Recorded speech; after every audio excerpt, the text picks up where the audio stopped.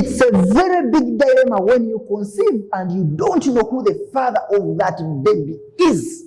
Actually, several women that sleep with more than one man can find that dilemma after conceiving. And at the end of the day, a woman may give out a child to someone else who is not responsible. In this video, let's look at how you can identify the father of your unborn baby when you get pregnant and you slept with more than one man. How do you know that this ABC is the father of my unborn baby? Ask Dr. Othman on Sawa.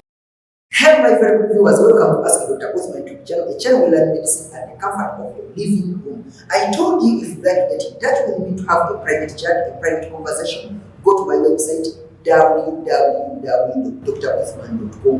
Book an appointment and be right there to answer you. We shall have a chat and get your problem solved. You can also follow me on all our social media platforms and the name is Ask Dr. Othman. If it's your very first time to watch these videos, please don't forget to subscribe and also press the notification bell in order to be notified of any important video we upload. And also you can become a member of this channel by joining. You become a member and there are several perks. One of the perks, you have a chance to have a live chat, a live conversation with me directly and privately. So today we have a question from our colleague, one of my followers. I don't know what to say, but it's a dilemma and this affects many women out there. Therefore, please share with your colleagues so that they can also get out of this dilemma.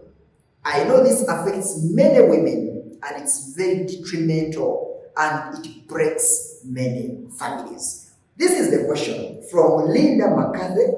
She says, "Hello, Dr. Othman. We appreciate the knowledge you render to the public. Thank you.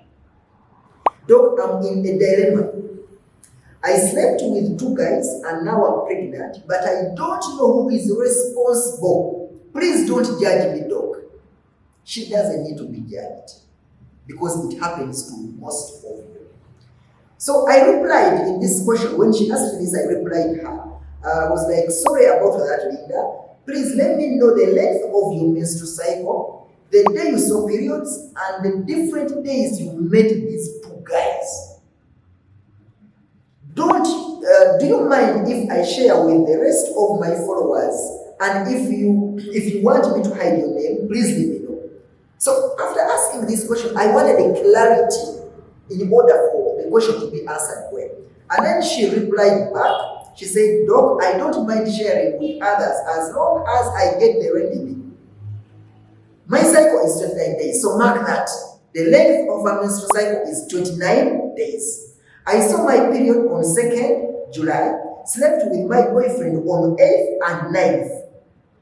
Then, on the 15th and 16th, I slept with another guy. Then my boyfriend came back on 23rd and we had it on that day up to 25th. Please, Doc, who is the father of my baby? I want to know before giving birth."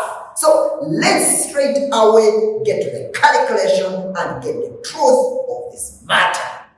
So now, like Kathy has said, she doesn't want to be judged. And indeed, such a person shouldn't be judged because it has also happened to some of you. And this happens. You have your husband, you have your boyfriend, and things happen. Shit happens. It happens and then someone else comes. But after conceiving, after getting pregnant, are you able to get out of that? Are you able to identify the real father of this unborn child? Because it can cause conflicts. Imagine you will give a child to someone else, the person will take care of the pregnancy, and then after giving birth, things will be the other way around. I think in the media, you saw some woman who was a white giving birth to a dark-skinned guy, a dark-skinned baby.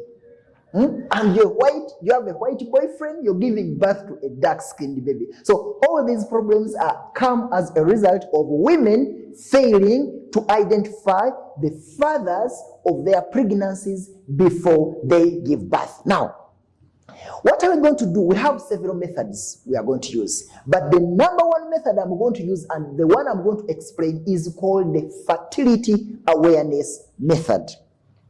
How does this help? Because I think some of you have been following me, have watched a video or videos where I'm talking about how to calculate safe days, how to calculate the ovulation day, and so on. And we are going to extract that information to solve this equation. Look, so let's first get some facts. Linda said that the length of her menstrual cycle, we need to have facts clear. The length of her menstrual cycle is 29 days. Those are facts. The length of her menstrual cycle is 29 days. And then she had periods, started periods on the 2nd of July. Periods on the 2nd of July. Now, the first guy, the boyfriend, we shall call the boyfriend B. This one will be B. Okay? B. This B will stand for the boyfriend. She had sex with the boyfriend on the 8th and 9th. So, 8th, 9th, sex with the boyfriend. And then, with the guy, she slept with the guy on the 15th and 16th day. 15th, 16th day, guy. 8th to 9th day, the boyfriend. Also had sex again from 23rd, with the boyfriend. But the guy on 15th and 16th. So we need to identify, to find out whether it is this guy responsible for the unborn baby or it's the boyfriend. Now, this is what we are going to do. We are going to use our method of calculating safe days and ovulation day. We know that the length of her menstrual cycle is 29 days. L equals 29. So we shall get 29, those of you who know, minus 18. I think you know this. I've always talked about this. Someone will ask, where is 18 coming from? So we have 29 minus 18, we get 11. So Linda's fertile days begin from the 11th day. From the 11th day of her menstrual cycle, it's her fertile, that's when the fertile days begin. Then 11 plus 4 is equal to 15. This is her ovulation day. And then 15 plus 5 equals 20. This is the end of her fertile days. What does it mean? Linda is fertile, highly fertile. This is her ovulation day on the 15th day. She's fertile from the 11th day up to the 20th day. She is fertile. She can get pregnant, can conceive, can get pregnant. On these days, the 11th day of her menstrual cycle up to the 20th day of her menstrual cycle, she can conceive. I think here we are together. Then that means if she can conceive on her 11th and 20th day, it means that Linda cannot conceive from day 1 on her first day up to the 10th day. These days are safe. From the 1st up to the 10th day, she is safe. She can't conceive. Then from 1st to the 10th day, also from the 20th day up to until she sees periods, again, she can also not conceive. So we have these facts right here. The first fact with our friend Linda is that her ovulation day was on the 15th day of her menstrual cycle. She can get pregnant from day 11 up to day 20. And also, she cannot get pregnant on day 1 to day 10, day 20, up to until when she sees her periods again. Now, this is now where the answer is coming from. She had periods on the 2nd day. So, 2nd day. Then, she had periods on the 2nd. So, this is day 1. Okay? So, follow me clearly. This is day 1. Linda, I want you to understand this very, very well. So, on 2nd, this is 2nd of July, 3rd, 4th, 5th, 6th, 7th, 8th.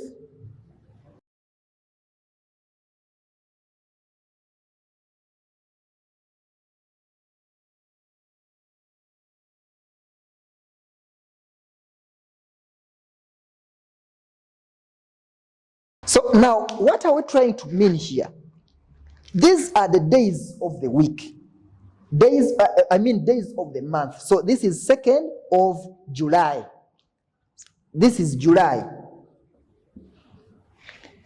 So 2nd of July, this is LNM, this is menstrual cycle. Okay? So on the 2nd of July is when she saw her periods. The first day she saw her periods. That is the LNMP. The first day she saw her periods was on the 2nd of July. Please get me clearly. On the 2nd of July is when she saw her periods. Now, the day she saw her periods becomes the first day. It becomes the first day of her menstrual cycle. So, on the 2nd of July is the first day of her menstrual cycle. So, this lady, if we follow this, the first day of her menstrual cycle, it means that from here, from day 1, like we've seen from day 1 up to day 10, she can't conceive. So, from day 1 up to day 10, these days, she's safe. So, Linda could not conceive from day 1 up to day 10. Mark these things clearly. Her ovulation day was on the 15th. So, is the 15th day. So, 15th day is here. Day 1, day 15 is here. Okay? This is day 15. That means this is her ovulation day. Okay, so again we are saying that from the 11th day up to the 20th day Linda can conceive, which means up to the 20th day, which is here, she can conceive. So from here up to here Linda can conceive. Between here and here she can conceive. Between here and here, anything outside this she cannot conceive. Now, we go back to our facts. When did Linda meet her boyfriend? She had sex with a boyfriend on the 8th and 9th. We come here. We come here. 8th and 9th. Where is 8th? 8th, by this 8th, we mean 8th of the calendar month. So, we come to 8th. She had sex with a boyfriend here. Can she conceive? Get me an answer down there. Can she conceive? From the comments. Can she conceive here? No. She cannot conceive because these are her safe days. Fertile days begin from here. She has sex on the 8th of July. That is the 7th day of her menstrual cycle, which means she cannot conceive. 9th. We are with the boyfriend. 9th of July, again, it will be the 8th day of her menstrual cycle. She can still not conceive. Therefore, the first time she had sex with the husband, she could not conceive. That is a fact. She could not conceive because she was in her safe days. These are not fertile days. She cannot conceive. Now, when did she have sex with the boyfriend? 15th of July. Where is the 15th of July? 15th of July is here.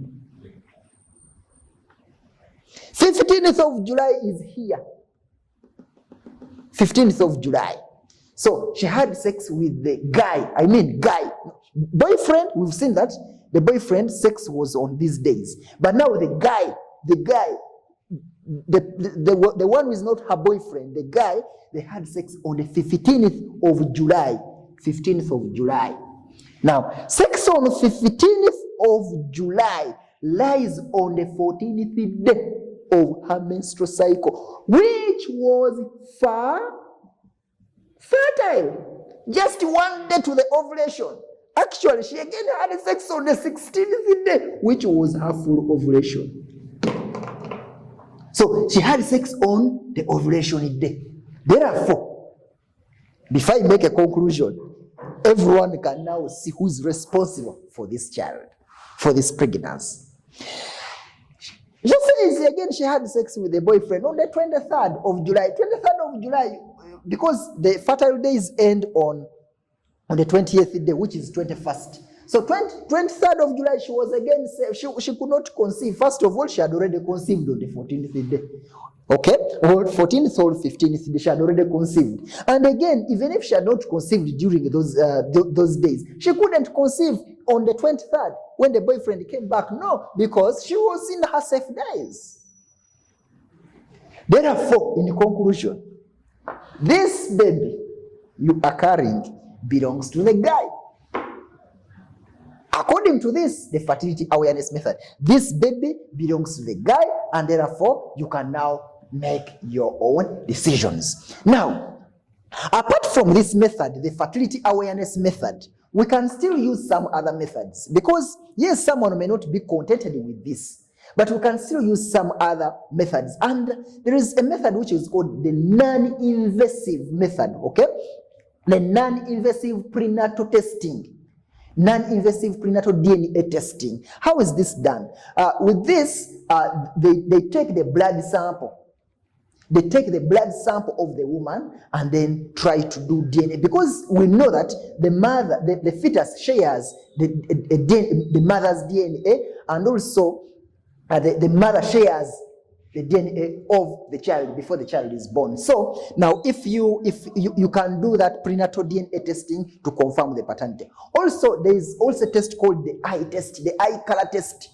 The eye color test. Again, when you're doing this test, the eye color test, you can still take a blood sample from the mother, and then you do cross matching, and then you can find out who the father. Because we know that the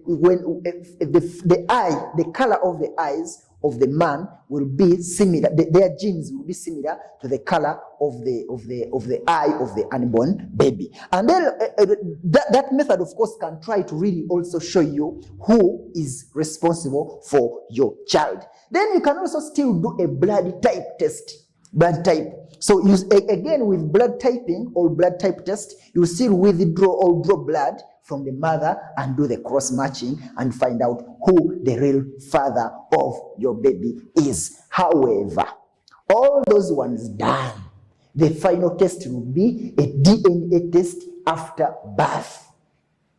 When the child is there, the child is born, you carry out a DNA test that will give you a clear cut of who the father of your baby is. However, this method of fertility awareness can really try to show you what is happening, and you should be able to give the child or the pregnancy to where it belongs. If it's your very first time to watch these videos, please don't forget to subscribe and press the notification bell in order to be notified of any important videos we upload. And also, if you'd like to get in touch with me, to have a private chat, a private conversation, go to my website, www.druthman.com, book an appointment. I'll be right there to answer your questions. And also, you can become a member of our channel by joining our channel. There are a lot of packs you can choose from, but one of the packs, you can have a one-on-one live chat with me. Follow me on all our social media platforms, and the name is Ask Dr. Uthman. Sign out.